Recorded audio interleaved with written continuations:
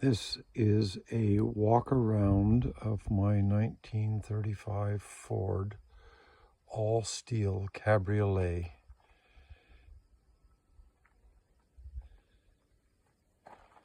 which took 18 years to build.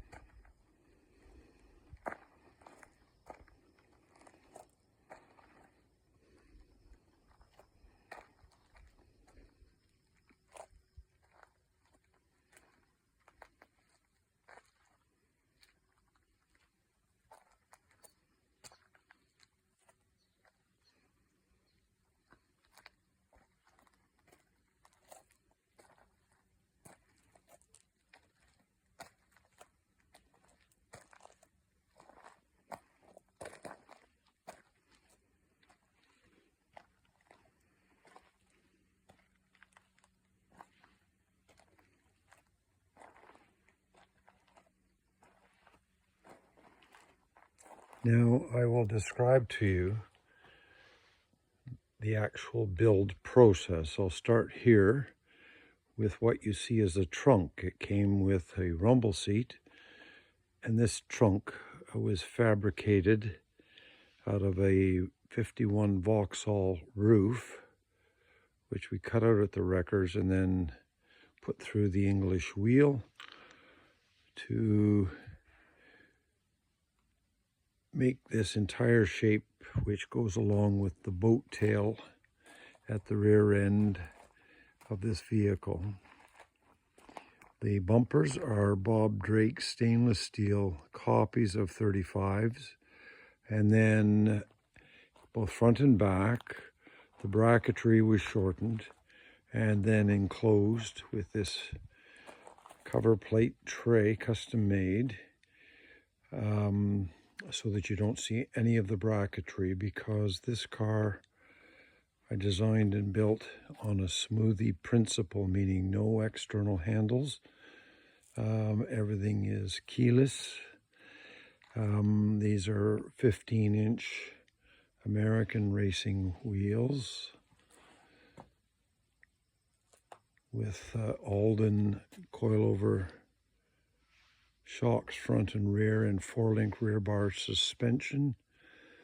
And then in this car I incorporated a roll bar system in order to hang the seat belts, and this roll bar system is attached to the frame at the rear, and as well is attached to the side of the car.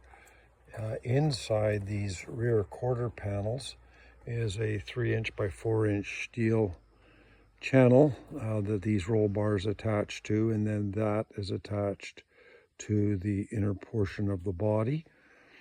The interior of this car is all leather from Jack Hirsch in the US, and custom designed interior with window moldings custom made to flow into the dash and into the compartments of the car.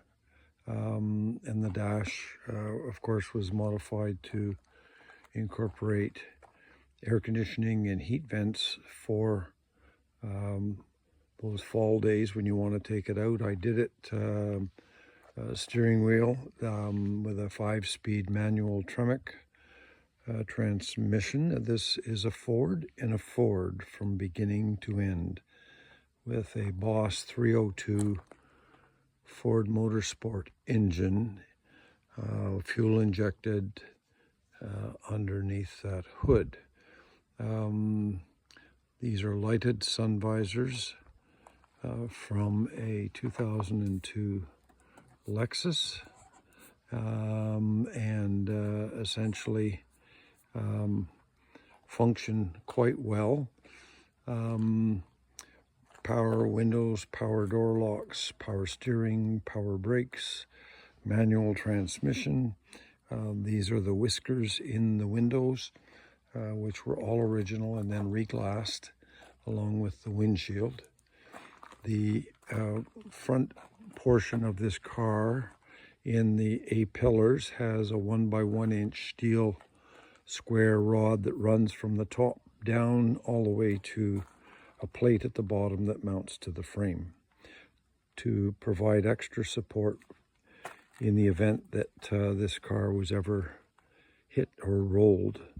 And then just to comment on the steel body, it's been modified, and obviously it's been rebuilt in many ways. So I'm going to describe the back portion and point to it, but it starts here and it basically runs all the way down across and then right across the other side. So Keith Sims in in Georgetown, Ontario, refashioned all of this as one piece as he did the trunk. The rear quarters have been replaced, and again, all one piece. Door skins have been replaced from this belt line here down, and essentially that's only because you cannot buy new old stock material. And then this is the rear of the door, and this is how it was fashioned when we put it together. And then, as I say, all leather interior, power seats with lumbar support, and then a center console here with control buttons for both doors, rear aerial, which is here out of a 56 Mercury power antenna, and the windows as well.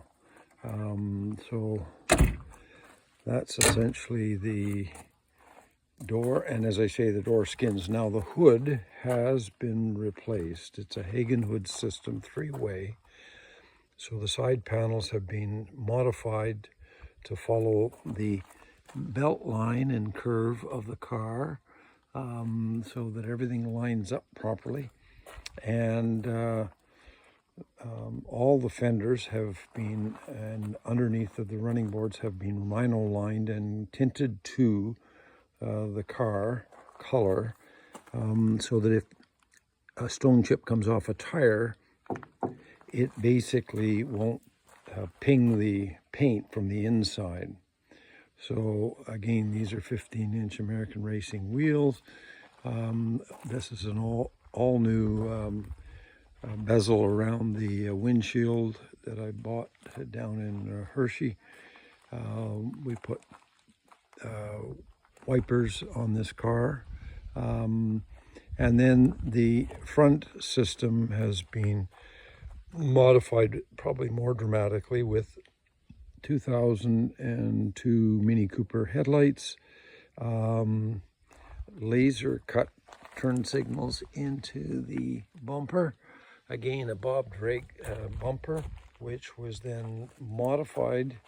I had it narrowed 2 inches on either side and then returned so that it looks just like the original, but it just brought it in. And then, as I mentioned, we shortened all the bracketry, and then the back bracketry all has cover plates over it so that you don't see it. The grille has been shortened. The front fenders have been shortened, meaning they've been brought up from the ground because they were quite pointed underneath. And then basically the vents for the hood are out of the States, and the rear mirrors are all from Bob Drake as well. So this probably takes care of most of the exterior. 37 LED Ford taillights with an emergency pulser in it, meaning when you put the brake on, the lights blink 5 times to let somebody know behind you that you're stopping. And then the roof is a LeBaron Bonney roof. And it's all, it's a Gertz stainless steel Bose inside. And I have still pictures of that. Today's a beautiful day outside. So I thought I'd take pictures of this. These are VDO gauges. And the I Did It steering wheel with the banjo wheel and the V8 cymbals. So this is essentially the car as it sits today, September 19th, 2023. So it has a tank fuel cell inside, which is part of the integral fuel system, and I'll just pop the back. And then you can see inside the trunk. And